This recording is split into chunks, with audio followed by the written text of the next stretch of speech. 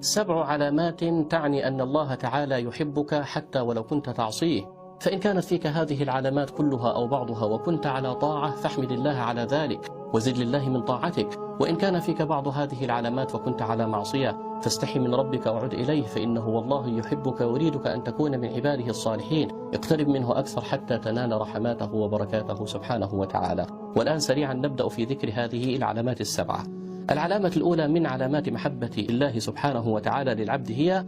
ترك الطمع في الدنيا والزهد عما في أيدي الناس، وهذه ستجدها في بعض الأشخاص إنه هو يعني بالبلد كده مش طماع في الدنيا، راضي بقليله مقنوع بحاله، لا ينظر إلى ما في أيدي الناس، ربما يكون مقصر في الطاعة مقصر في العبادة نعم، لكنه يخاف من الحرام، وإذا فتحت أمامه طاقة من الحرام والعياذ بالله تجده يهرب منها ويفر، يقول لك لا يا عمي أنا أكل لأمتي بالحلال حتى لو كانت قليلة، لكنني لا أهوب أبدا ناحية الحرام. أهو ده